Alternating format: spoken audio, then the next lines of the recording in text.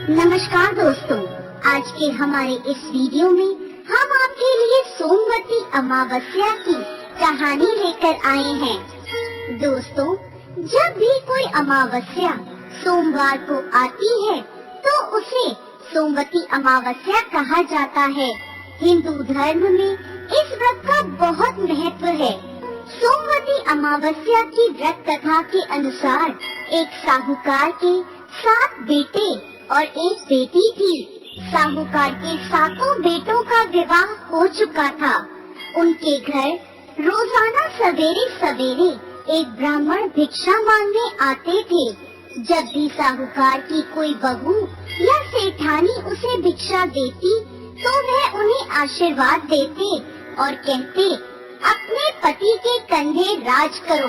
लेकिन जब भी साहूकार की बेटी भिक्षा देती तो वह ब्राह्मण आशीर्वाद में कहते, अपने भाई भौजाई के कंधे राज करो।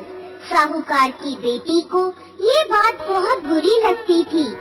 एक दिन उसने अपनी माँ से कहा, माँ, ये पंडित जी जब भी भाभियाँ या आप भिक्षा देते हो तो आशीर्वाद में कहते हैं अपने पति के कंधे राज करो, लेकिन जब भी मैं इन्हें भिक्षा देती हूँ तो ये मुझे कहते हैं अपने भाई भौजाई के कंधे राज करो।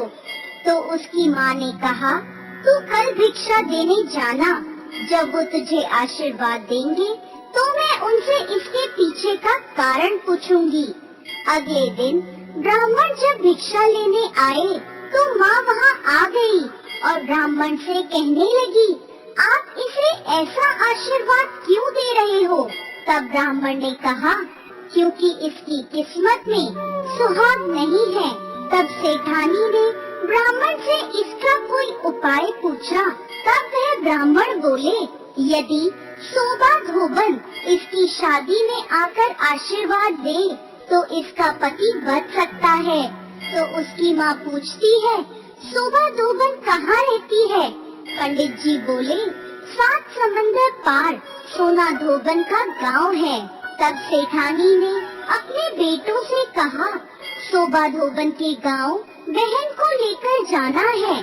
6 बेटों ने तो मना कर दिया, परंतु 7वां बेटा तैयार हो जाता है। दोनों भाई बहन सोना धोबन के गांव के लिए रवाना होते हैं। नदी के किनारे दोनों एक पेड़ के नीचे बैठ जाते हैं।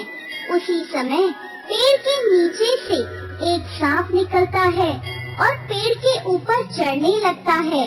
उसी समय बहन की नजर उस सांप पर पड़ जाती है।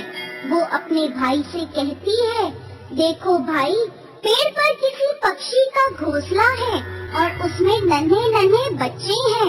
ये सांप उन बेचारे बच्चों को खा जाएगा और जब पक्षी आकर यह देखेंगे तो उन्हें कितना दुख होगा। तब भाई उस सांप को मारकर वही टोकरी से ढक देता है। शाम को एक हंस और हंसनी का जोड़ा उस तरफ आता है तो अपने घोंसले के आसपास और पेड़ पर खून देखकर वो डर जाते हैं। उन्हें लगता है कि उन दोनों भाई बहन ने उनके बच्चों को मार दिया। तो वह वहाँ आते ही उन दोनों को चोंच मारने लगते हैं। तभी बहन टोकरी उठाकर उसके नीचे पड़ा सांप दिखाती है और कहती है, हमने तुम्हारे बच्चों को इस सांप से बचाया है और ये खून इस सांप का है।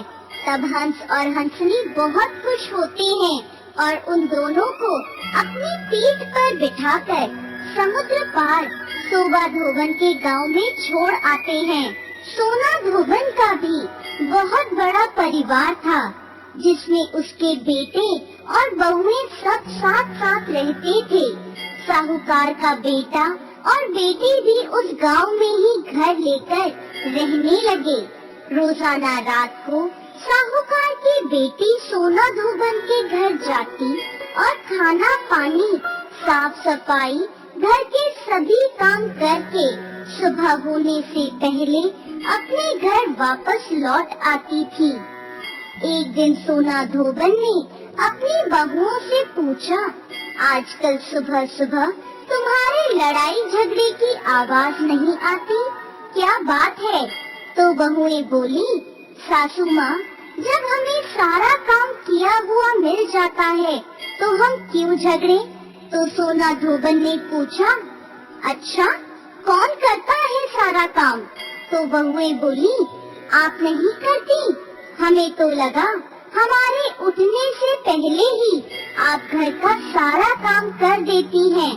तब सोना धोबन ने ये पता लगाने का निश्चय किया और वो रात भर जागती रही। जब साहूकार की बेटी आई तो सोना धोबन ने उसका हाथ पकड़ लिया और पूछने लगी, कौन हो तुम और क्यों मेरे घर आकर सारा मेरे घर का काम करती हो? तब साहूकार की बेटी ने ब्राह्मण वाली सारी बात सोना धोबन को बता दी और कहा, यदि आप अपनी सोमवती अमावस्या का फल मुझे दे दें तो मेरा सुहाग अमर हो जाएगा। सोना धोबन ने उसकी बात मानते हुए उससे कहा, जब तुम्हारी शादी पक्की हो जाए तब मुझे न्योता भेज देना, मैं तुम्हारी शादी पर जरूर आऊंगी। इसके बाद दोनों भाई बहन अपने घर वापस आ जाते हैं और बहन के लिए लड़का ढूंढकर शादी की तारीख पक्की होती है। सोना धोबन को भी न्योता भेजा जाता है। शादी के दिन फेरों के ठीक बाद एक सांप आता है और दूल्हे को डस लेता है, जिससे दूल्हा मर जाता है। तब सोना धोबन संकल्प लेकर दूल्हे के मुंह में पानी डालती है और वो वापस जीवित हो जाता है। तभी से सोना धोबन के साथ साथ साहूकार की बेटी और बहुओं ने भी सोमवती अमावस्या का व्रत करने का संकल्प लिया। जय अमावस्या।